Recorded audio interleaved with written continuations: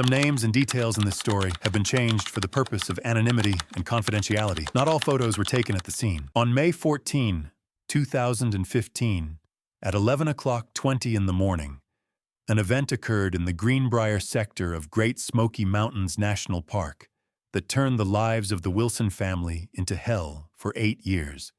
8-year-old Stella Wilson, dressed in a bright yellow raincoat, disappeared without a trace from the bank of the Little Pigeon River, while her parents, Mark and Lena, looked away for just 30 seconds. There were no cries for help, no signs of a struggle in the wet sand, no witnesses on the popular hiking trail. The child seemed to disappear into thin air in broad daylight. But the most terrifying part of the story is not the disappearance itself, but what happened 8 years, 5 months, and 29 days later, when the girl, long buried in police reports, suddenly reappeared hundreds of miles away from the forest, bringing with her a secret that shocked even experienced detectives. On May 14, 2015, it was a clear spring morning in Great Smoky Mountains National Park. The Greenbrier sector, known for its picturesque river views and dense forests, seemed like the perfect place for a family vacation. It was here that a gray Toyota Sienna minivan belonging to the Wilson family arrived at 10:30 in the morning. Mark Wilson, a 40-year-old architect, was at the wheel, and his 36-year-old wife, Olena, an elementary school teacher, was sitting next to him. In the back seat were their children, 8-year-old Stella and her 3-year-old brother. It was supposed to be a normal day off, spent watching the peak of the spring wildflower blooms for which this part of Appalachia is famous. The family chose to park in a picnic area near the Little Pigeon River. The water here was cold and swift, and the noise of the current created a deceptive soundscape that absorbed extraneous sounds. According to Mark Wilson's testimony in the police report, around 11 o'clock, the family laid out their belongings on a wooden table. Stella, dressed in a bright yellow raincoat that contrasted sharply with the green of the forest and blue denim overalls, was playing at the water's edge. The girl was collecting smooth river stones, stacking them into small pyramids. At 11 hours and 15 minutes, the chronology of events began its fatal countdown. Mark Wilson went to his car, parked 50 yards from the table to retrieve his forgotten camera. At that very moment, Olena was distracted by her younger son, who was cranky about a rock that had gotten into his shoe.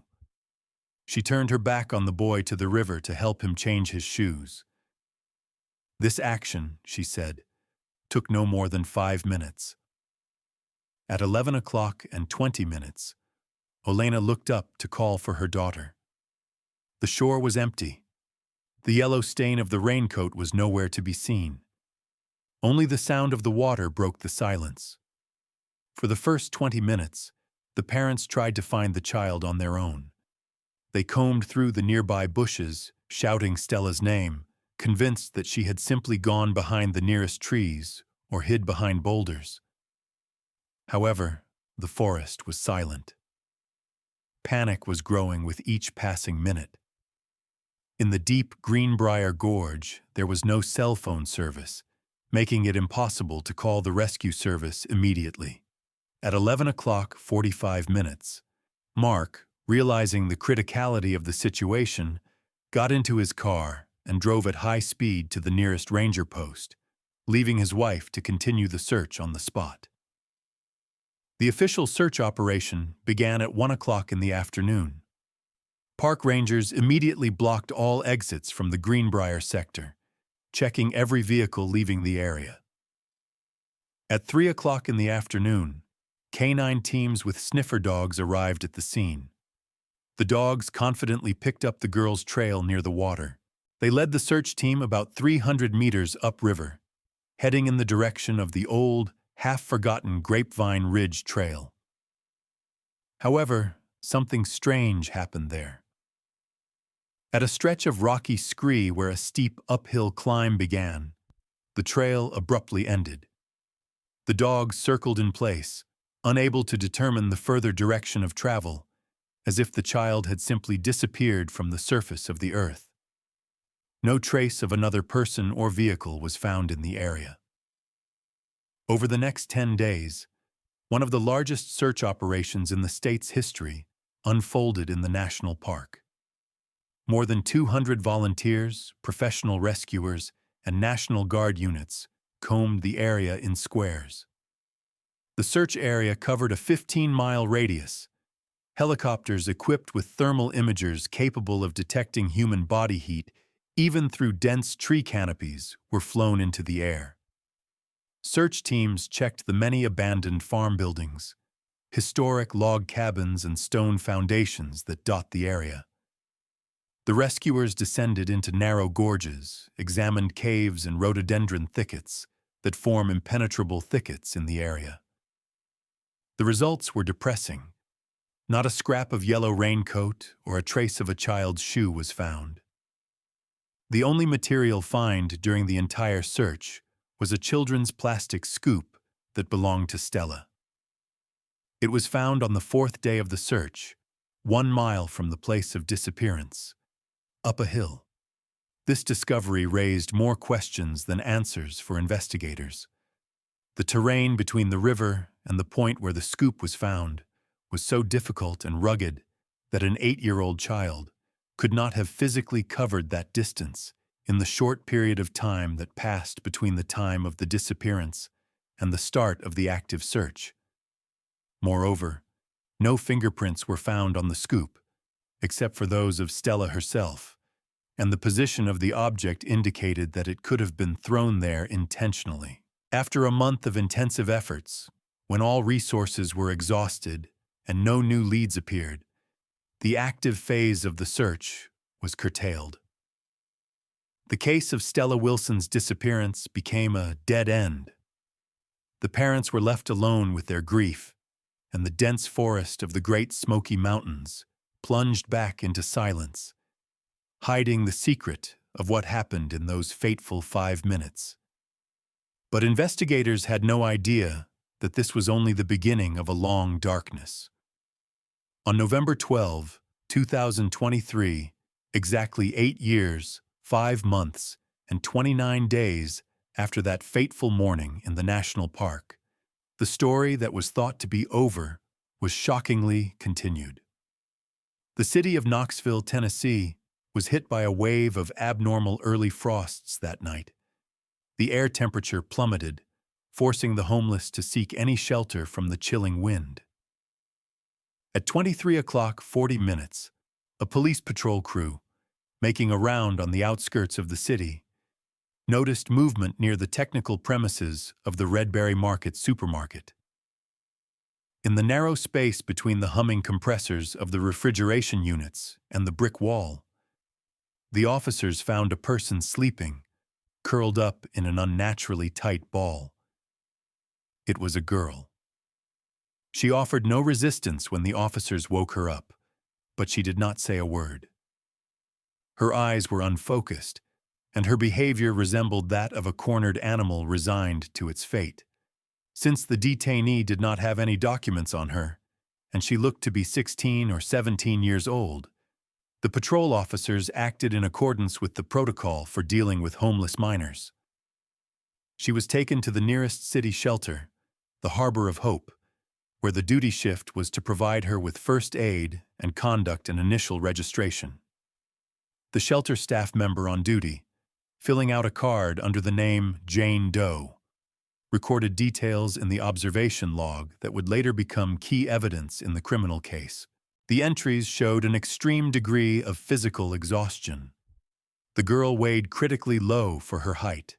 Her collarbones and ribs protruded through her skin. The skin was unnaturally pale, almost transparent, with a cyanotic network of veins, which is a characteristic feature of people who have not been exposed to direct sunlight for years. The staff's special attention was drawn to the victim's clothes. She was wearing a dirty, several sizes too large modern men's jacket made of synthetic material. But when the staff member tried to take off the jacket to examine the girl for injuries, She froze in surprise. Underneath the outerwear, the stranger was wearing a strange dress made of rough, prickly woolen fabric of dark gray color.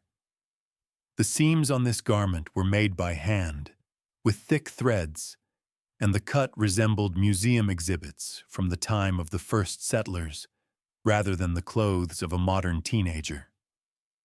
The fabric had a specific smell, a mixture of smoke, old grease, and earth. The girl's social skills were completely absent. She did not respond to simple questions about her name or well-being, did not make eye contact, and shuddered with her whole body every time a bright electric light was turned on in the room or when someone spoke too loudly.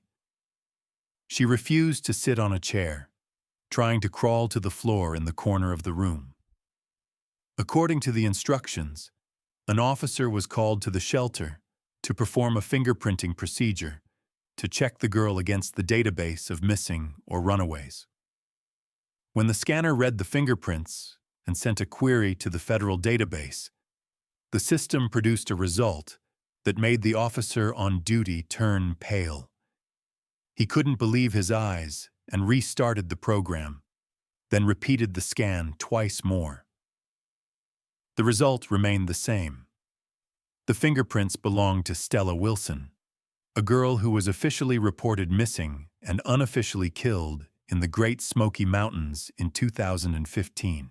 The information was immediately transferred to a special department. Stella's parents, Mark and Elena, who had been divorced for several years and lived in different states, trying to escape their shared memories, were summoned to Knoxville. They were told only that a person who might be their daughter had been found, without giving them false hope until a personal identification was made. The meeting took place in a sterile ward of the city's medical center, where Stella had been transferred from the orphanage due to her serious physical condition. This scene, according to the doctor and detective present, was one of the most difficult in their practice. Mark and Elena entered the room with hope and horror in their eyes. They did not see the little smiling girl in the yellow raincoat they remembered, but an emaciated, wild teenager with a blank stare. The identification procedure turned into silent agony. The girl recognized neither her father nor her mother. She did not respond to her name, did not stretch out her arms, and did not cry. She sat on the hospital bed, with her legs tucked under her, rocking monotonously from side to side, staring at a single point on the wall. Her fingers, covered with old calluses, convulsively clutched a piece of the same coarse woolen fabric from which even the doctors could not separate her. Stella Wilson had physically returned to the world of the living, but the personality her parents knew had disappeared forever, leaving behind only a shell filled with terror. And in this rhythmic swaying, in this dead silence, there was a secret that was more terrible than death itself. Friends, before we continue to dive into the details of this gruesome investigation, I ask you to do one simple but important thing. Subscribe to the channel, click on the bell, and leave any comment below this video. Please like it if you like this format of stories. YouTube's algorithms are designed so that your activity helps to promote this content, so that as many people as possible can learn about this complicated matter. Your support is fuel for more investigations. Thank you for staying with us. Now let's go back to the walls of the hospital room, where the victim's silence screamed louder than any words. Between November 15th and 20th, 2023, the University of Tennessee Medical Center became a temporary investigation headquarters. The case was taken over by major crimes detective Alan Crawford. The experienced investigator, who had seen dozens of victims of violence in his career, later admitted to his colleagues that he had never held anything like Stella Wilson's medical report. This document, drawn up by a panel of doctors, read more like a description of a 19th-century dungeon prisoner than a medical history of a young girl in the 21st century. The dry lines of the report painted a picture of prolonged and systemic suffering. The first thing that caught my eye was the catastrophic vitamin D deficiency. The level of calcium in the body was so low that the bones became brittle, as in old age. This was direct evidence that Stella had been kept indoors for years without access to direct sunlight. But the worst was hidden in the X-rays. Doctors found old fractures of the left radius and 2 ribs. They had fused incorrectly, forming ugly bone calluses. This indicated that the child had not received any qualified medical care at the time of the injury. She was simply left to suffer until nature took its course, albeit crippling her body. The girl's leg muscles were partially atrophied. The nature of the changes in the muscle tissue indicated a specific lifestyle. She did not run, did not walk long distances, and spent most of her time in extremely confined spaces, possibly sitting or lying down. It was a physical imprint of the cage her childhood had become. The dental examination added a few more fragments to this horrific mosaic. The condition of the oral cavity was terrible, but there were no traces of modern dental intervention. No composite, no traces of a drill.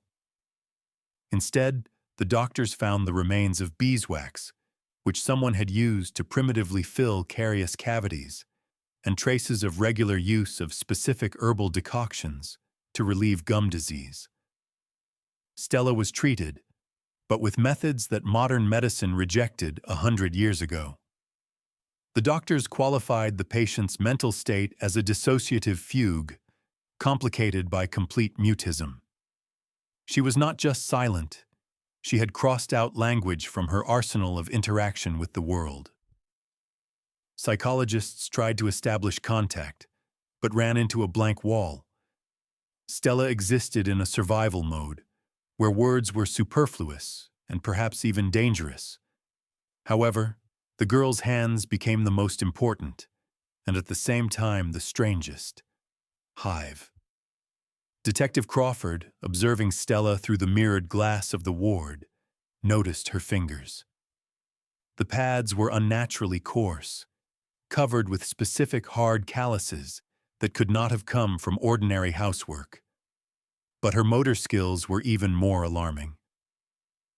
When she was alone, Stella never sat still. Her fingers were constantly moving. She made the same small, rhythmic movements, as if she was picking through invisible threads, tying microscopic knots, weaving air. It looked like an obsessive state brought to automaticity by years of practice. One day, the psychologist decided to conduct an experiment. He entered the ward, sat down opposite the girl, and put a blank sheet of paper and a pencil in front of her, hoping that she would write at least her name or draw something that was bothering her. Stella's reaction was immediate and shocking. She did not pick up the pencil as a normal person would. Instead, she grabbed the paper and began to tear it into thin, even strips. With incredible, almost machine-like precision and speed, her fingers began to twist these paper strips into complex, tight bundles. She didn't look at her hands. Her eyes wandered around the room, but her fingers worked precisely, without a single mistake. In a few minutes, she had a pile of perfectly twisted paper threads in front of her. The shelter's psychologist, who was present, later noted in a report, "This does not look like a nervous tic or a chaotic reaction to stress.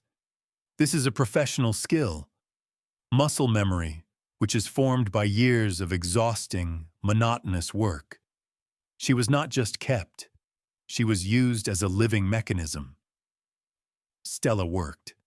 She worked a lot, hard, and judging by her calluses, with materials that cut her skin.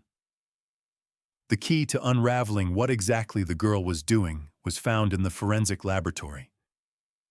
Experts have completed the analysis of the strange dress found on Stella under a man's jacket. From the very beginning, this piece of clothing aroused suspicion due to its archaic nature. The results of the examination stunned the investigators. The fabric was not factory-made. It was woven by hand on a primitive wooden loom, as evidenced by the uneven weave and specific knots on the back. But the real shocker was the composition of the yarn. It was neither sheep's wool nor cotton. Microscopic analysis of the fibers showed that the threads were spun from a mixture of dog hair and possum undercoat.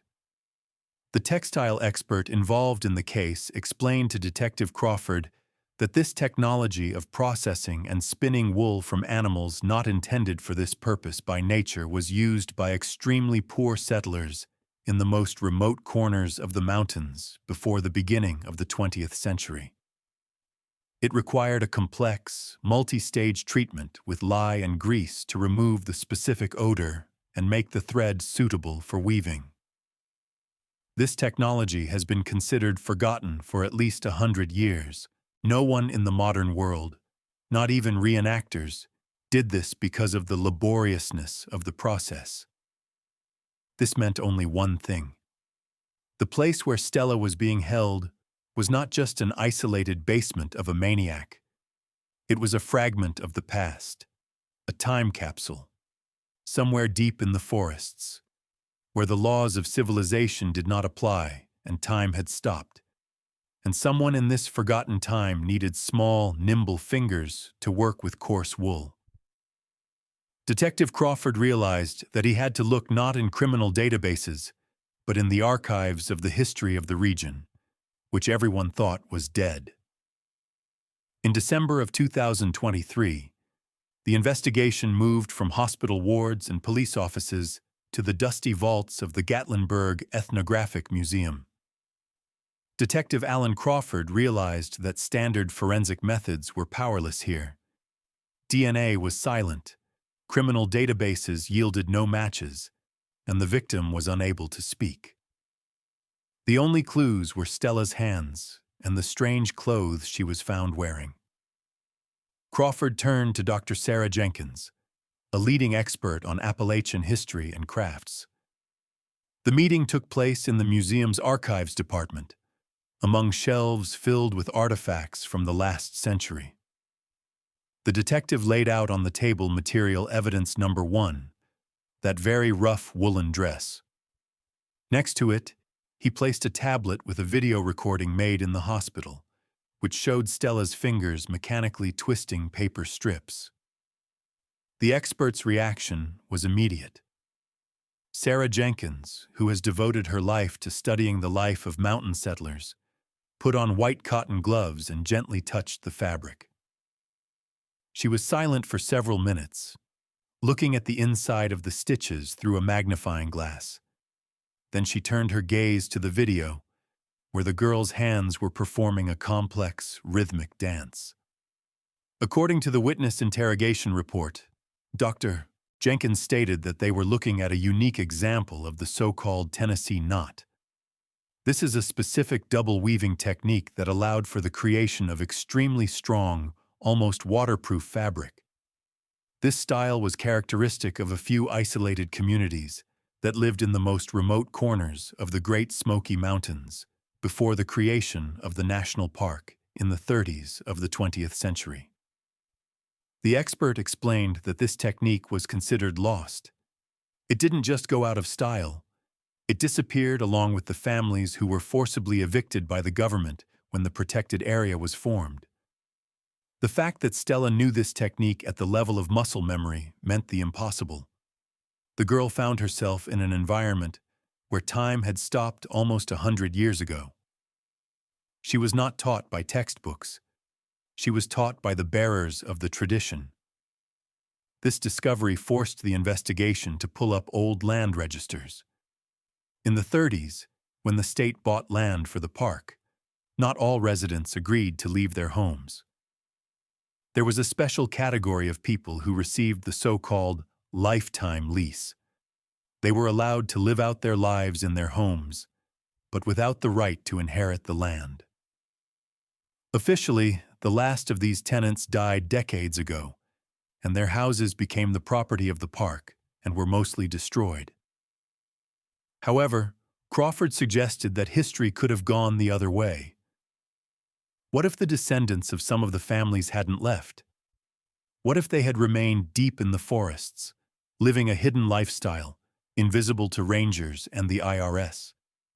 The detective began to compile a list of names of those who had resisted the eviction 80 years ago. In parallel with the work in the archives, the police technical department completed a painstaking analysis of the surveillance footage from the Redberry Market supermarket where Stella was found. Officers had to review hundreds of hours of footage from various cameras in the area to trace the girl's path. A key moment was captured by a camera installed above the unloading area. On the video, dated November 12th, at 21 hours and 40 minutes, an old pickup truck appeared in the frame. It was a dark green Ford EHF 150, made in the late 90s. Its body was tightly covered with a tarpaulin, under which the outlines of some boxes or bags could be guessed. The car stopped in a blind spot, away from the streetlights. The driver did not get out of the cab. His face remained in the shadows. The video shows how the passenger door opened abruptly, and someone from the cabin roughly pushed the girl onto the asphalt. She fell, but did not even try to get up or catch up with the car.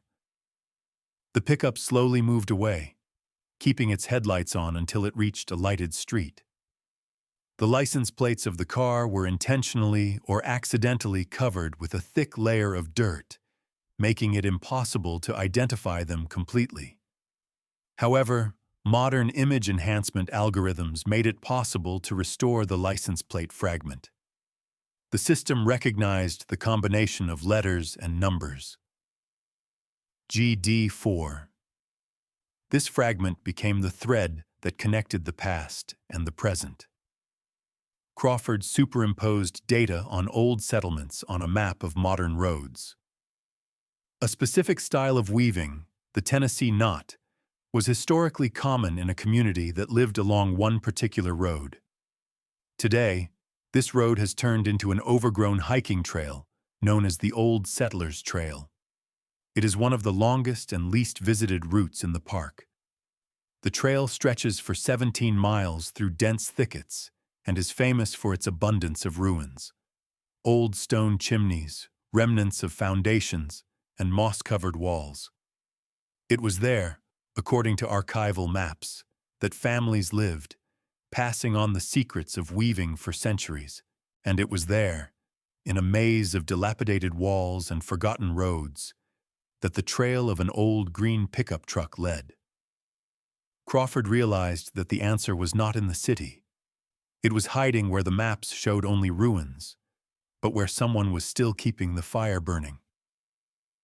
On January 7th, 2024, the silence of the snow-capped slopes of Mount Greenbrier Pinnacle was broken by a humming sound that did not belong to nature. A combined task force of police detectives, federal agents, and park rangers launched one of the most complex operations in the region. The area chosen for the raid was far off the marked hiking trails, in an area locals call rhododendron hell, due to the impenetrable thickets of evergreen shrubs. The assault was triggered by aerial reconnaissance data. The operator of a drone equipped with a highly sensitive thermal imager spotted an anomaly during a regular flyover of the square. In a deep natural depression, reliably hidden from the human eye by the dense crowns of centuries-old trees, the device showed a steady heat spot. The heat was not coming from the surface of the earth, but seemed to be seeping through the soil, indicating the presence of an underground heating source or ventilation system. The capture team moved to the coordinates with extreme caution, expecting possible armed resistance. When the Special Forces soldiers parted the branches of the shrubbery, they saw what would later be dubbed the farm in the press. It was not a hut in the usual sense. It was a massively fortified semi-underground bunker, skillfully built into the mountainside on the basis of an old 19th-century stone cellar. The external camouflage was impeccable. The entrance was covered with rubble and old stumps, so that even from a distance of 5 steps, it was impossible to distinguish the structure from the natural landscape. Only a thin trickle of smoke, dispersing through an intricate filtration system in the hollow of an old oak tree, revealed the presence of a human being. The group commander gave the order to assault. The door, made of thick oak boards, was knocked down with a battering ram. However, silence reigned inside. The owners had disappeared. Judging by the overturned chair and the uneaten food left on the table, they fled in a hurry, probably warned by the sound of an approaching support helicopter or the buzz of a drone. But what the operatives saw inside made even hardened police veterans gasp in horror and disgust. The room was spacious and lit only by the dim light of kerosene lamps. The air was heavy, saturated with the smell of unwashed wool, herbs, and human sweat. The central part of the bunker was occupied by a full-fledged weaving workshop. There were 3 old, massive wooden looms, polished to a shine by decades of use. One of them had an unfinished work-a-complex pattern that broke off in the middle of a row. Shelves stretched along the walls, crammed with finished products. There were dozens of carpets, woolen cloaks, and tapestries of incredible quality and complexity. Experts would later estimate these products at tens of thousands of dollars, noting the unique technique that was considered lost. However, the real horror was hidden in the far corner of the room. There, the operatives found a tiny room separated from the main space by a massive iron grate. It was not a bedroom, it was a cell. Instead of a bed, there was a dirty mattress on the floor, tightly stuffed with dry grass and moss. The walls of this dungeon were covered with thousands of small vertical scratches. Stella kept a calendar. Each line represented a day spent in captivity. The number of lines could not be counted quickly, but there were thousands of them. During a search of the living area, detectives found a cache of documents. An old tin cookie box contained an identity card and an expired driver's license in the name of Jeremiah and Martha Cobb. This name was known to the locals. The elderly couple were rumored to be reclusive, strange souvenir sellers who appeared at the fall fairs once a year, sold their wares for cash, and instantly disappeared without communicating with anyone. No one had any idea where they really lived. But the most terrible discovery that finally revealed the motives for this crime was a simple checkered children's notebook hidden under the mattress in the cell. It was Stella's diary. The kidnappers allowed her to write, probably believing that no one would ever read these entries. The entries were fragmentary, made in a child's handwriting that became smaller and sharper over the years. The pages of this diary revealed a horrifying picture of psychological manipulation. Stella was not kidnapped for money or physical violence in the usual sense. She was abducted as a replacement and as a labor force.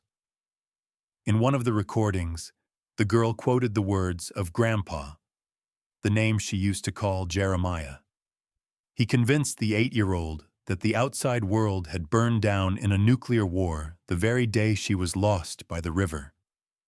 He told her that all people, including her parents, had died in the fire, and that the air outside was poisoned with radiation. Only here, in this underground shelter, deep in the forest, is it safe. But this safety comes at a price. Grandma says that my fingers have to work so that we don't freeze like the rest of us upstairs, Stella wrote in 2017. She was turned into a living instrument, a slave who gratefully worked for her jailers, believing that they were her only saviors from the apocalypse. Detective Crawford, flipping through the pages of the diary in the dim light of the lantern, felt his blood run cold.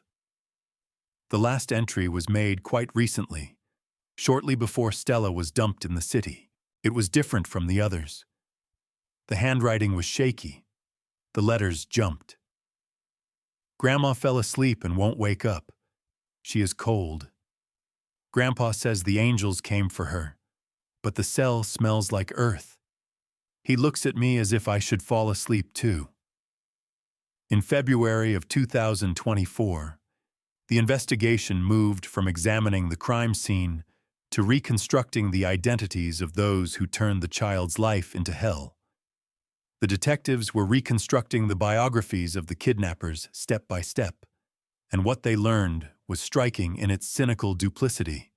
68-year-old Jeremiah Cobb and his 65-year-old wife, Martha, had been leading a double life for years, skillfully deceiving government agencies and social services. Officially, the couple was listed as residents of a nondescript trailer park on the outskirts of Sevierville. However, interviews with neighbors and the park administration revealed that the Cobbs were real ghosts. They appeared there only a few times a year, always late at night, to pay their rent in cash and pick up the mail. The rest of the time, their old trailer stood locked up, with cobwebbed windows. In reality, their home was the exclusion zone of a national park, where they created their own isolated world. Investigators finally found the answer to the main question. Why Stella? The motive turned out to be a tragic echo of the events that preceded the abduction. In 2014, exactly 1 year before Stella's disappearance, the Cobbs lost their own granddaughter.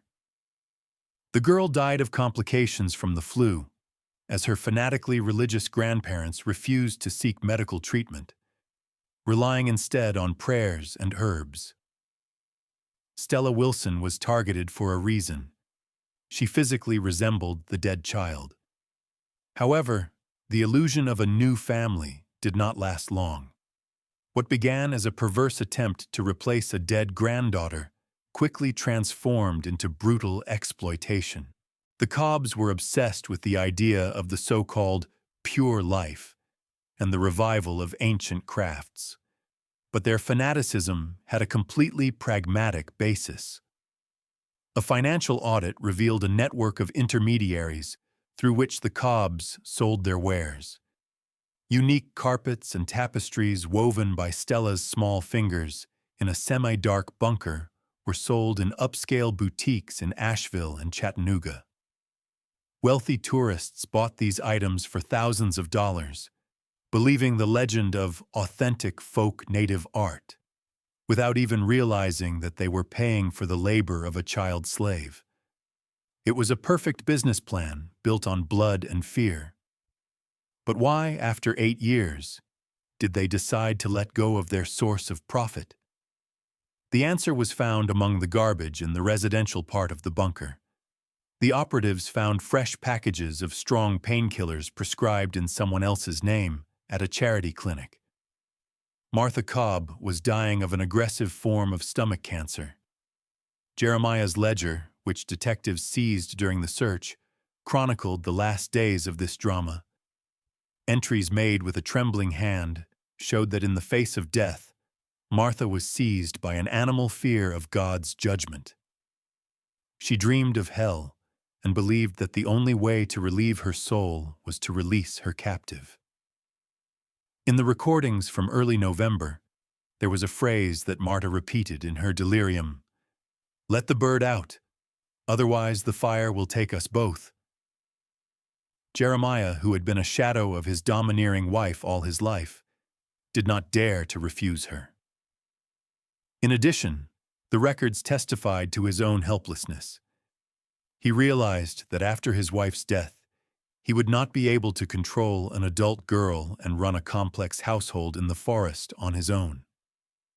His decision was not dictated by pity, but by fear and powerlessness. That is why on that November night, he loaded Stella into a pickup truck and drove her to the city, fulfilling the dying woman's last will. The end of this chapter of the investigation was waiting for the police in the woods.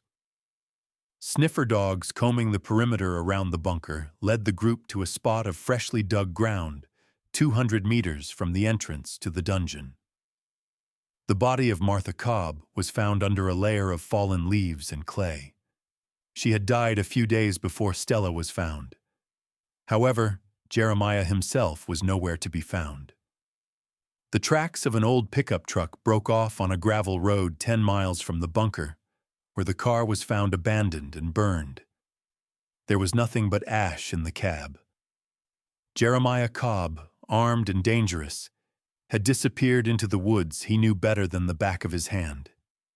He had turned into a beast for whom a great hunt had begun, and this time the hunters realized that he would not be captured alive. March of 2024 turned the border of Tennessee and North Carolina into a war zone. One of the largest search operations in the history of the National Park Service was launched near Newfound Gap Pass. The target of hundreds of armed officers was not a man-eating bear or an escaped prisoner, but 68-year-old Jeremiah Cobb. The man who had lived all his life in the shade of the trees had turned into a real ghost. He was armed with an old but well-maintained hunting carbine, and worst of all, he knew this forest better than any map. For him, these mountains were home, and for those who pursued him, they were a death trap. The first warning signs began to come from hikers who ventured along a section of the Appalachian Trail in the off-season. Travelers reported strange thefts. At night, while people were sleeping in their tents, someone would silently open their backpacks left in the vestibules and take only food, canned food, dried meat, and energy bars. No valuable items, such as cameras, money, or equipment, were taken. The thief acted so quietly that even noise-sensitive tourists did not wake up. In one of the cases recorded in the report, an unknown person cut the tent fabric with a knife to get a bag of nuts lying at the head of a sleeping tourist without disturbing his sleep. Detective Alan Crawford, coordinating the search teams, immediately realized the fugitive's tactics. The psychological portrait of Jeremiah Cobb, drawn up by the profilers, left no room for doubt. The old man was not going to leave the national park. In his distorted mind, shaped by years of isolation and fanaticism, the world outside the forest was a world of burnt people, a hell he would not set foot in. He chose a strategy of complete merger with nature. Crawford warned the raiding party. Cobb would rather die on his own land than allow himself to be handcuffed. The composition of the search party added to the drama of the situation. The operation involved the same rangers who had combed the banks of the Little Pigeon River in May of 2015 in search of 8-year-old Stella. For these men and women, Cobb's capture became a matter of honor, a way to close the gestalt of 8 years ago, when they felt powerless in the face of the child's disappearance. Now they knew who had stolen their peace, and they followed his trail with grim determination. The tracks found by the dog handlers on the 7th day of the search led higher into the mountains, in a direction that experienced instructors considered suicide at this time of year. Cobb was climbing to an old fire lookout tower on Mount Camerer. This place, located at an altitude of almost 5,000 feet, is one of the most exposed and windy points in the park. On March 22nd, when the advance team of special forces approached the foot of the cliff on which the tower stands, the weather deteriorated sharply. A severe storm began, typical for March in the Smoky Mountains, but dangerous for any tactical operation. The temperature dropped below freezing, and visibility dropped to 10 yards. The wind howled so hard that it jammed radio communications. Cobb was cornered. He took up a position on the top of the stone tower, turning it into an impregnable fort. An assault on the icy, steep cliffs was impossible. It would have meant certain death for the officers. The police tried to use their technological advantage. Reconnaissance drones with thermal imagers were sent into the air to determine the exact location of the shooter inside the building. However, The old hunter was ready for it. As soon as the drones approached the tower, 2 dry shots were fired.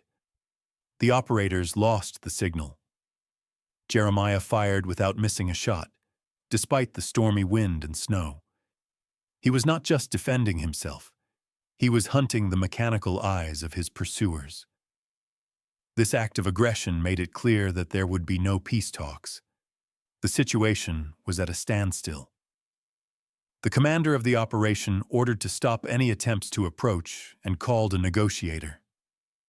Using a powerful megaphone, the police negotiator's voice tried to overpower the howling wind. He addressed Cobb, calling him by name, urging him to lay down his arms. "Jeremiah, listen!" the officer shouted, hiding behind a boulder. "Martha is dead. She's not in pain anymore. But Stella is alive. The girl you called your granddaughter is alive. She's safe. We know you meant her no harm. Come out and tell us your truth." The seconds dragged on like hours. It seemed that there would be no answer, that the old man was simply frozen or preparing his last trap. But suddenly, a hoarse but firm voice came from the broken window of the watchtower and echoed through the gorge. What Jeremiah said made everyone present shiver not from cold, but from horror. "She was a good weaver," he shouted through the snow curtain. "She had my mother's fingers." There was not a drop of remorse in these words, not a trace of pity for the child's crippled life. It was the voice of a craftsman who was grieving for his lost tool.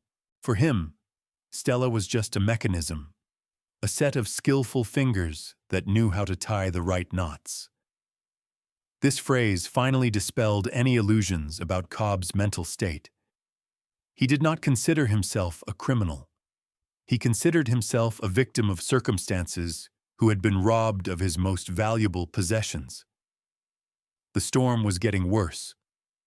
Snow covered the tower's inspection slots, turning it into a white sarcophagus. The officers lying in ambush saw a light flicker in the dark window for a moment. Jeremiah smoked or lit a match to warm his hands. The group commander realized that time was against them. If they didn't act now, there would be no one left alive on this mountain by morning. Suddenly, the silhouette in the window swayed sharply, and a sound not unlike a gunshot cut through the darkness. In April of 2024, the hours-long standoff on Mount Camerer ended not with a loud assault or surrender, but with a dead silence brought by a snowstorm. Jeremiah Cobb, a man who had spent years building his own reality in the forests of the Great Smoky Mountains, remained true to his convictions until his last breath. He refused to return to the civilized world he despised. When the commandos approached the observation tower after waiting for the wind to die down, there was no one inside. The footprints on the icy stones led to the edge of the abyss. Investigators reconstructed the last moments of the fugitive's life. Realizing that the environment around the tower was tightening, Cobb decided to take a chance.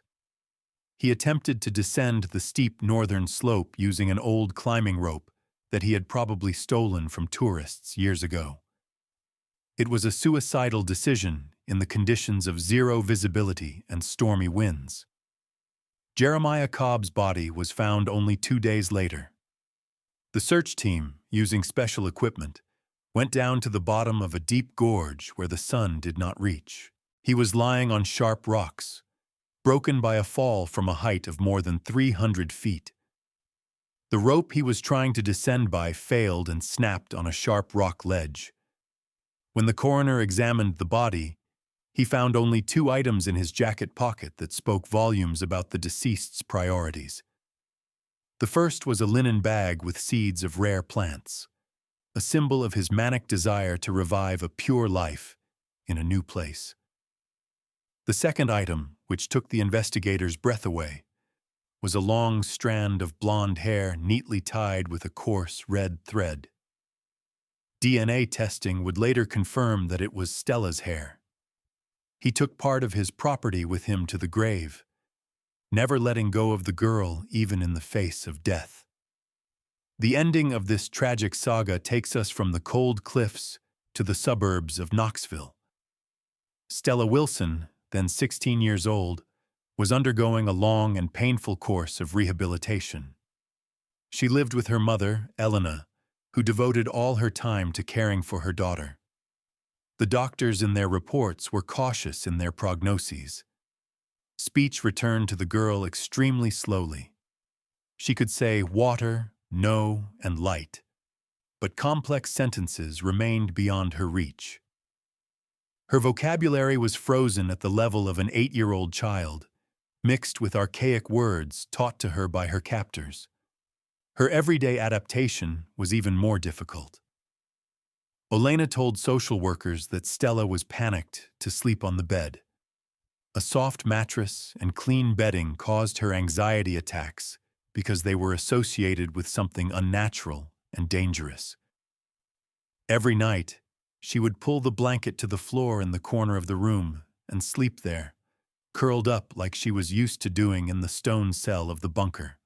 In the last scene of this drama, captured by a journalist preparing a story about the end of the case, Stella was sitting on the open veranda of her mother's house. It was a warm spring day, and the air smelled of blossoms, reminiscent of the very day she disappeared 9 years ago. The psychologist advised to try art therapy to divert the patient's attention from obsessive hand movements. A new drawing kit was laid out in front of the girl. Bright colors, clean paper, and brushes. Olena watched her daughter through the kitchen window, holding her breath, hoping that Stella would make the first stroke of paint. The girl did indeed pick up a thin wooden brush. She looked at it for a long time, turning it in her fingers. And then, with frightening calm and strength, she broke it in half.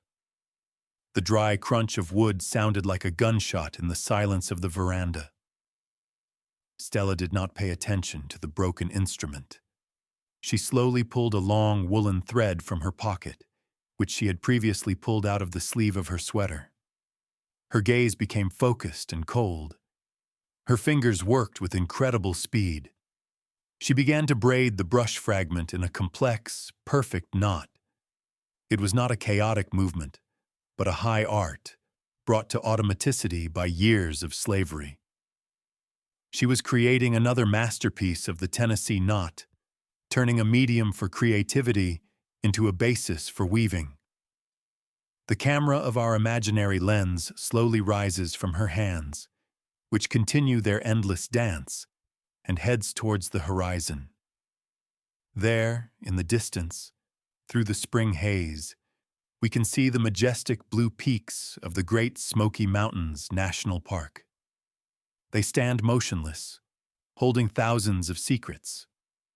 The mountains returned the girl to her family, but kept her childhood, her laughter, and her soul forever. Stella Wilson's story has become a cruel reminder for the whole world. We are used to being afraid of wildlife, deep abysses, raging rivers, predatory animals. But the scariest monsters in the forest are not bears or mythical creatures from legends. The worst monsters are people who are able to build their own personal hell in the middle of a wilderness paradise and drag innocent people there. The Cobb family's case is closed, but the knot tied to the fate of one family will never be untied.